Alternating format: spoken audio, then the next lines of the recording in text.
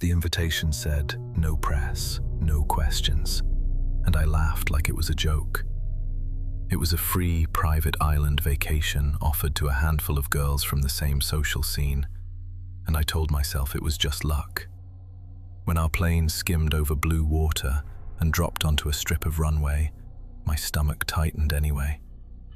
A man in linen met us at the tarmac with a smile that never moved his eyes. He introduced the host, silver-haired, expensive, calm, and gestured to a crowd of older guests already drinking like it was midnight. In my villa bedroom, a folded card waited on the pillow with my name and a time slot printed in neat black ink. I tried to find my friend Lacey, but the paths between villas were marked like a maze, all hedges and soft lanterns. Staff kept intercepting us with polite hands and practiced phrases that answered nothing. When I passed an open service door, I saw a young woman in a robe carrying a small bottle of massage oil, her face blank like she'd left herself somewhere else. Dinner felt like a stage, and we were the only ones without a script. The older men talked over us, watching our mouths instead of listening to our words, and the host kept raising his glass to wellness and gratitude. When I reached for my phone, it showed one bar that vanished the second I tried to call out. After midnight, I followed a quieter corridor behind the main house, looking for Lacey's villa number.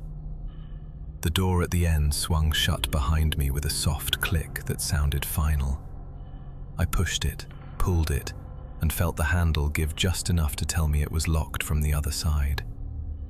The corridor opened into a suite lit warm and low, smelling faintly sweet, like something meant to relax you.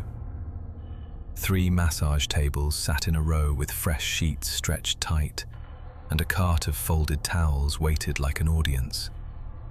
Then the host stepped out from behind a curtain, close enough that I could see a thin sheen of sweat at his hairline and the calm patience in his smile. "You're early," he said, and his voice made my skin crawl more than his words. He reached for my wrist like it was normal, like I was already scheduled, and his fingers closed with surprising strength.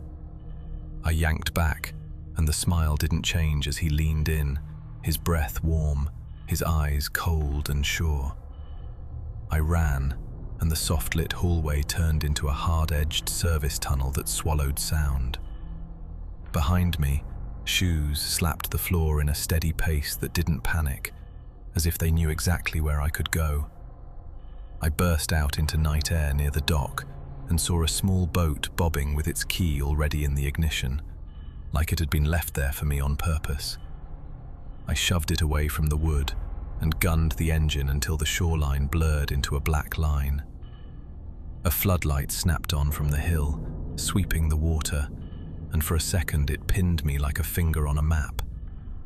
When I looked back, the host stood at the end of the dock, perfectly still, raising his hand in a slow, patient wave, as if he'd already decided when I'd be back.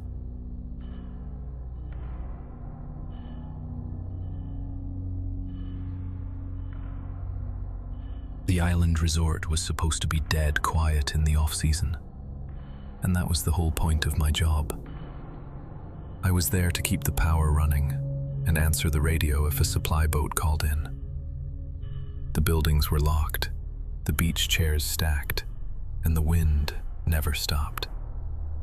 A squall rolled in near dusk, and the dock lights stuttered like they were deciding whether to stay on. I saw a boat push through the rain with a single spotlight, aimed right at my eyes. The man who stepped out wore a police-style uniform and said, too quickly, "Open up, emergency." I told him there was no station here, and reached for the radio anyway. Before my fingers touched the handset, a sharp crack split the air from the staff cottages uphill. The officer didn't flinch, and his smile looked practiced. I backed into the lobby and caught my reflection in the glass doors, then caught his reflection behind me, closer than he should have been. Up close, The badge looked wrong, like it had been slapped on in a hurry. He lifted a gloved finger to his lips, and another crack echoed, nearer this time. I ran for the ferry office, but the storm had snapped the outer gate and twisted it inward like a bent rib. The emergency phone was dead, the main breaker panel padlocked, and the island road curved into darkness with no streetlights.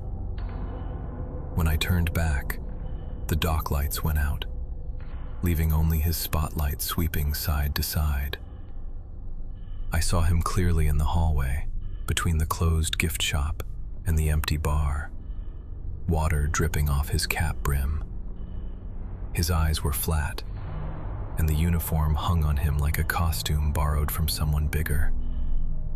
He raised his weapon with the casual patience of a person taking aim at a target that couldn't leave.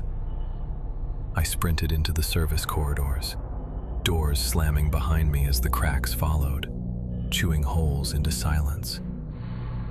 At the laundry room, I yanked a door and it jammed, and his shadow flooded the frosted window like a stain.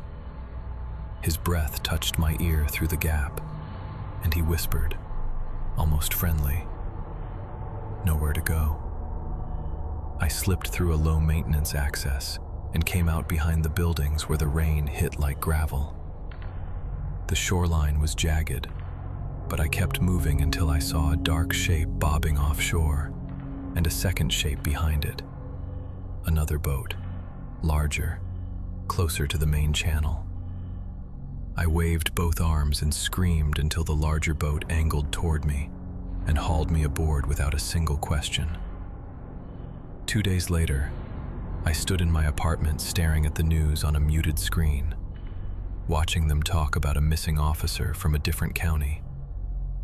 I turned to hang up my jacket and found a wet police cap on my closet floor, dripping seawater onto my shoes. The label inside wasn't mine, but the smell was the island. Salt, rain, and something metallic that wouldn't wash off.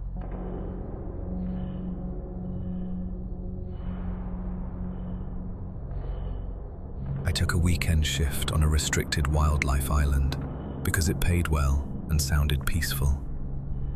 The place had one lighthouse, one storage hut, and a rule posted on every door: stay inside after dark. The boat dropped me off and left a thin, white wake like a cut line across the sea. The day was all gulls and wind and the soft clack of loose rope on a cleat. I did my checks, logged the tide times, and tried not to look at the empty horizon too long. At the base of the lighthouse, a fresh boot print circled the door and ended where the lock still sat untouched. Inside, the air was dry and warm, like the building had been holding its breath. The logbook lay open on the table, and someone had written today's date again in a different hand. Above me, the lantern light flickered once, even though I hadn't turned it on. A slow knock came from below the floorboards. Not a bang, 3 careful taps, spaced like a question. I crouched and put my palm to the wood, and the taps repeated under my hand, answering me. When I stood, the knocking moved, traveling toward the stairs, as if it were climbing inside the walls.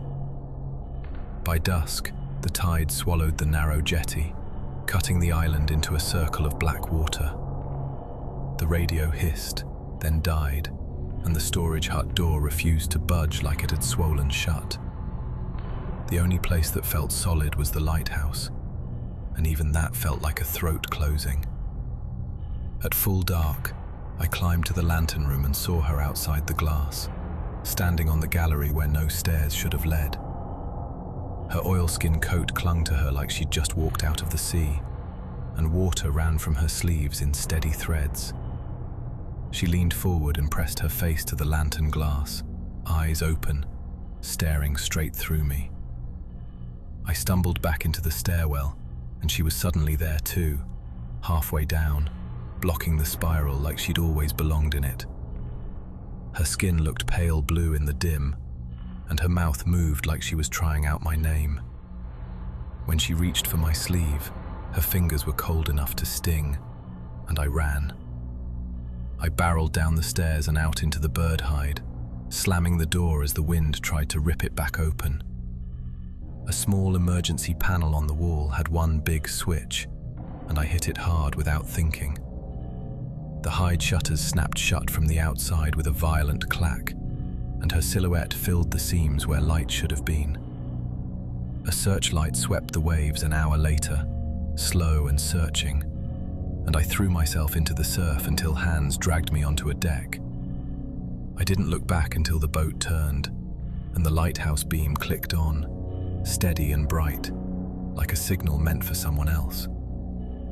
In my pocket, I found a brass key that wasn't mine, still wet, with a tag looped to it that read, "Don't lock me out."